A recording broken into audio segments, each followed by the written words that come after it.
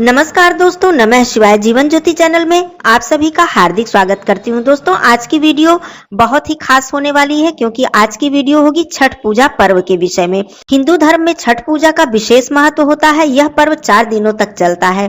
पंचांग के अनुसार छठ पूजा का यह पावन पर्व हर साल कार्तिक मास की शुक्ल पक्ष की षष्ठी तिथि को मनाया जाता है। यह व्रत संतान की लंबी उम्र, उत्तम स्वास्थ्य, उज्जवल भविष्य और अनेक प्रकार की मनोकामनाओं के लिए भी इस व्रत को रखा जाता है। यह व्रत कठिन व्रतों में से एक माना जाता है। 36 घंटों तक कठिन नियमों का पालन करते हुए इस व्रत को रखा जाता है। छठ पूजा का व्रत रखने वाले लोग 24 घंटों से अधिक समय तक निर्जला उपवास रखते हैं। छठ पूजा का मुख्य व्रत जो है वो षष्ठी तिथि को रखा जाता है, लेकिन यह पर्व चतुर्थी तिथि से ही आरंभ हो जाता है और सप्तमी तिथि को उगते हुए सूर्य को अर्घ देने के साथ ही इस व्रत का समापन होता है। आइए जानते हैं इस वीडियो में कि संपूर्ण तिथि कब से कब तक शुरू हो रही है, किस दिन नहाए खाए होगा, किस दिन खरना होगा, किस दिन संध्या सूर्यदेव जी को अर्घ देना है और किस दिन सूर्योदय के समय अर्थात उगते सूर्य देव जी को अर्घ देना है। सारी तिथि और मुहूर्त आप लोग इस वीडियो में जानेंगे। दोस्तों, इस साल 2023 में कार्तिक मास के शुक्ल पक्ष की षष्ठी तिथि की शुरुआत 18 नवंबर दिन शनिवार को सुबह 9:18 से हो रही है और इस तिथि का जो समापन है वो अगले दिन 19 नवंबर को अर्थात रविवार को सुबह 7:23 पर होगा। उदया तिथि के अनुसार छठ पूजा 19 नवंबर को रखी जाएगी। दोस्तों, अब आइए जानते हैं इस पर्व का जो नहाए खाए है अर्थात व्रत का जो शुरुआत है वो किस दिन हम लोगों को करना है। इस पर्व का नहाए खाए होगा 17 नवंबर को। इस दिन सूर्योदय होगा 6:45 पर और सूर्यास्त होगा 5:27 पर।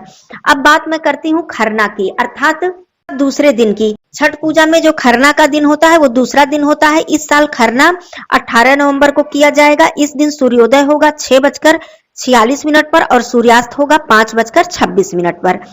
अब बात आती है छठ पूजा की तीसरे दिन की, जो कि सबसे अधिक महत्वपूर्ण माना जाता है। इस समय संध्याकालीन सूर्य देव जी को अर्घ्य दिया जाता है अर्थात अस्ताचल सूर्य देव जी को अर्घ्य देने का विधान होता है और यह छठ पर्व की प्रमुख पूजा मानी जाती है। इस दिन व्रती लोग घाट पर आते हैं और डूबते हुए सूर्य देव जी को अर्घ्य देते हैं। इस साल छठ पूजा का जो संध्या अर्घ्य होगा वो 19 नवंबर को होगा। 19 नवंबर को सूर्यास्त शाम को 5:26 पर होगा। क्योंकि ये संध्या अर्घ्य है तो इसमें सूर्यास्त का जो समय है ये इसका बहुत अधिक महत्व होता है। अब बात करती हूँ अगले दिन की अर्थात अंतिम दिन की, जिस समय व्रती माताएं बहनें, व्रत रखने वाली जितनी भी माताएं बहनें हैं वो पारण करती हैं और उगते हुए सूर्य देव जी को अर्घ्य देती हैं। किसी भी पवित्र नदी, तालाब या सरोवर में जाकर कमर तक पानी में रहकर और अर्घ्य सूर्यदेव जी को देती हैं। तो आइए जानते हैं कि जो उगते हुए सूर्यदेव जी को अर्घ्य देने का समय है वो कब है और किस दिन दिया जाएगा और व्रत का पारण किस दिन किया जाएगा। चौथा दिन यानी सप्तमी तिथि छठ महापर्व का जो है वो अंतिम दिन होता है और बहुत ही मुख्य दिन माना जाता है।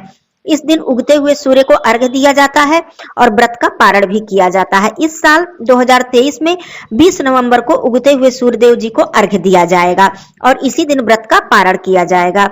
इस दिन सूर्योदय 6:47 पर होने वाला है। तो आप सभी लोगों ने ये बात समझ ली कि जो छठ पर्व की शुरुआत है अर्थात नहाए खाए और पारण तक का क्या तिथि है, क्या मुहूर्त है। अब मैं एक बार में बता देती हूँ दोस्तों, 2023 में छठ पूजा का जो नहाए खाए का पर्व है वो 17 नवंबर शुक्रवार को है। खरना होगा 18 नवंबर दिन शनिवार को। छठ पूजा संध्या अर्घ होगा 19 नवंबर दिन रविवार को और छठ पूजा पारण होगा अर्थात उगते हुए सूर्य को अर्घ्य दिया जाएगा 20 नवंबर दिन सोमवार को। ये थी पूरी डेट आप छठ पूजा के विषय में आप लोगों का कि किस दिन हमें कौन कौन सा पर्व करना है, कौन कौन सा नियम हमको करना है। दोस्तों, छठ पूजा में माताएं बहनें बहुत ही कठिनता से व्रत को धारण करती हैं और केवल संतान की ही कामना के लिए नहीं बल्कि प्रत्येक प्रकार की मनोकामना के लिए इस व्रत को धारण किया जाता है। जिनके यहाँ पुराने समय से अर्थात जिनके यहाँ उनके बड़े बुजुर्ग छठ पर्व का ये व्रत नहीं रखते हैं वो भी चाहें तो वो भी माताएं बहनें किसी विशेष मनोकामना के लिए इस व्रत को धारण कर सकती हैं। इस बार मलमास था तो पहली बार यदि बहनें, कोई भी माता बहन पहली बार अगर इस व्रत को उठाना चाहती हैं तो इस व्रत को न उठाएं। अगले वर्ष से छठ पर्व के व्रत को पहली बार उठा सकती हैं। इस व्रत में जितने भी नियम होते हैं उसमें शरीर की शुद्धता और जितनी भी जहाँ पे भोजन इत्यादि बनता है और जहाँ पे व्रत का फलाहार प्रसाद इत्यादि बनता है वहाँ की स्वच्छता का बहुत ही ज्यादा ध्यान देना पड़ता है।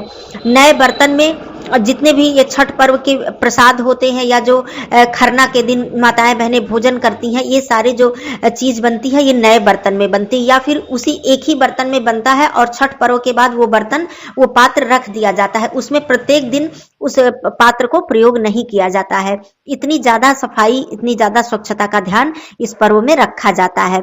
और इस पर्व में माताएं बहनें अपने शरीर की स्वच्छता का भी बहुत ही ध्यान रखती हैं। जिस स्थान पर आपको प्रसाद बनाना है उस स्थान की स्वच्छता का बहुत ही ध्यान रखा जाता है।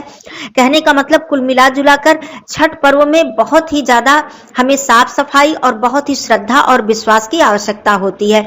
साथ ही बहुत ही लंबे समय तक निर्जला व्रत धारण करना होता है। पानी में रहकर, कमर तक पानी में रहकर अर्घ्य देना होता है। सूर्य देव भगवान जी की मुख्य रूप से पूजा होती है और छठी मैया की पूजा की जाती है। तो आप सभी लोगों ने जाना कि छठ पर्व किस दिन से मनाया जाएगा, किस दिन समापन होगा, और भी सारे नियम की वीडियो आगे आती रहेगी। आप सभी माताओं बहनों को छठ पर्व की हार्दिक शुभकामनाएं। फिर मिलती हूँ अगले वीडियो में, तब तक के लिए धन्यवाद। नमः शिवाय, हर हर महादेव।